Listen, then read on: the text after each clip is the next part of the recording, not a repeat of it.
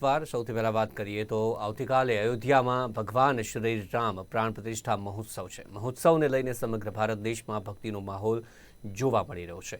ત્યારે અમદાવાદના વસ્ત્રાલમાં આવેલ રામજી મંદિર કે જેને રાજ્યનું સૌથી મોટું રામજી મંદિર માનવામાં આવે છે, ત્યાં ભવ્ય કળશ યાત્રાનું આયોજન કરવામાં આવ્યું છે.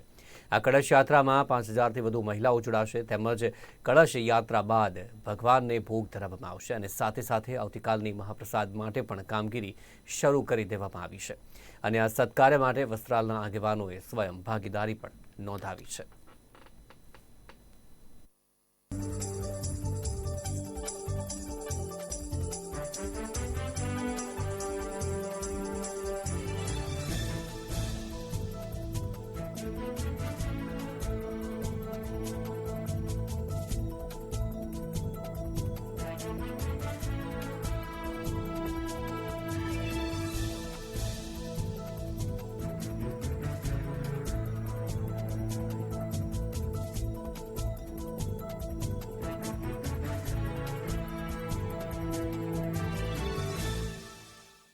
રામની પ્રતિષ્ઠાને લઈને અત્યારે હાલ દેશભરમાં ઉત્સાહનો માહોલ છે. દેશ ભક્તિમય બન્યો છે અને ગલીએ ગલીએ શ્રી રામના નારા લાગી રહ્યા છે. અમદાવાદમાં રામ મંદિરમાં ખાસ વિશેષ આયોજન કરવામાં આવ્યું છે, ત્યારે આવતીકાલ માટે અહીંયા વિશેષ રસોડું પણ તૈયાર કરવામાં આવ્યું છે, કારણ કે આવતીકાલે જે અમદાવાદ છે તે ગુજરાતનું સૌથી મોટું રામ મંદિર આવેલું છે. ત્યાં લાખોની સંખ્યામાં ભક્તો આવે અને તે પ્રકારની શક્યતા હોવાથી જે રસોડું છે તે તૈયાર કરવામાં આવ્યું છે અને આ રસોડું 1,000, 2,000, 5,000, 10,000 નહીં પરંતુ 1.5 લાખ લોકો જમી શકે તે પ્રકારનું આ રસોડું છે તેને તૈયાર કરવામાં આવી રહ્યું છે અને અત્યારથી જ જે તૈયારી છે તે અહીંયા કરવામાં આવી છે. આપ દ્રશ્યોમાં જોઈ શકો છો, આ મગજ છે અને તેની સાથે જ જે પૂરી હોય, શાક હોય, રોટલી હોય, દાળ ભાત હોય, આ તમામ જે વાનગીઓ છે તેની વ્યવસ્થા અહીંયા કરવામાં આવી છે અને આવતીકાલ માટે જેટલા પણ ભક્તો અહીંયા આવશે તેમને કોઈ પણ પ્રકારની અગવડ ન પડે તેનું પણ ખાસ ધ્યાન રાખવામાં આવી રહ્યું છે. અહીંયા આપણી સાથે એક ભાઈ જોડાયા છે કે જેઓ અહીંયા આ જે તમામ જગ્યા છે તેને સંભાળી રહ્યા છે. તેમની સાથે વાત કરીશું. ભાઈ, આપનું નામ જણાવો અને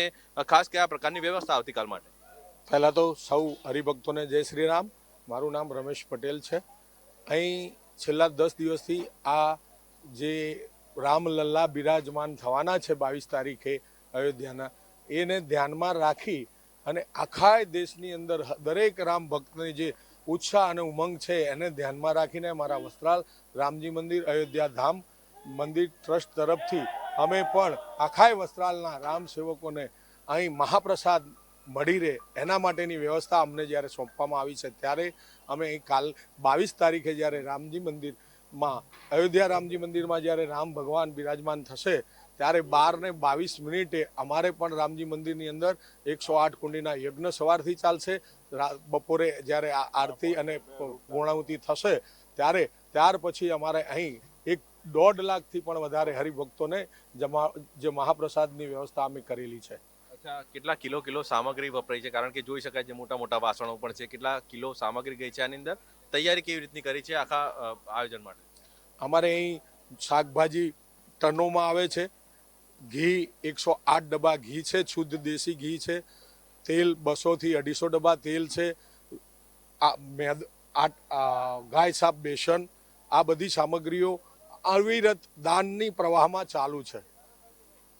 તો એક તરફ અયોધ્યા રામ મંદિર ખાતે જ્યારે ભવ્ય ઉજવણી થશે ત્યારે અમદાવાદના પણ જે રામ મંદિર છે ત્યાં પણ લાખોની સંખ્યામાં જે ભક્તો છે તે આવશે અને તે ભક્તો ભૂખ્યા પેટે ન જાય તેનું ખાસ ધ્યાન રાખવામાં આવ્યું છે અને જોઈ શકાય છે કે ફૂલવડી જે છે તે મોટી માત્રામાં અહીંયા તૈયાર થઈ રહી છે અને આ જ પ્રકારથી જે આખું રસોડું છે તે આખું રસોડું આ પ્રકારથી તૈયાર થઈ રહ્યું છે અને આવતીકાલ માટે જેટલા પણ ભાવિ ભક્તો દર્શનાર્થે આવશે તમામ ભક્તો માટે જે વ્યવસ્થા છે તે કરવામાં આવી છે, કારણ કે એક તરફ ફૂલવડી છે, બીજી તરફ મગજ છે અને ત્રીજી તરફ પૂરી પણ બની રહી છે. જ્યારે આવતીકાલે રોટલી પણ બનશે, એટલે આ પ્રકારની વ્યવસ્થા અહીંયા કરવામાં આવી છે. એક તરફ અયોધ્યામાં પણ ભક્તિમય માહોલ છે, ત્યારે આવતીકાલે સમગ્ર દેશમાં આ પ્રકારનો માહોલ હશે, જેને લઈને અમદાવાદમાં પણ ખાસ વ્યવસ્થાઓ જોવા મળી રહી છે.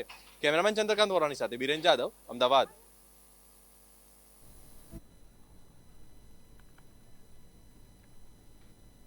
અયોધ્યામાં રામ મંદિરની પ્રતિષ્ઠાને લઈને સમગ્ર પાટણ શહેરમાં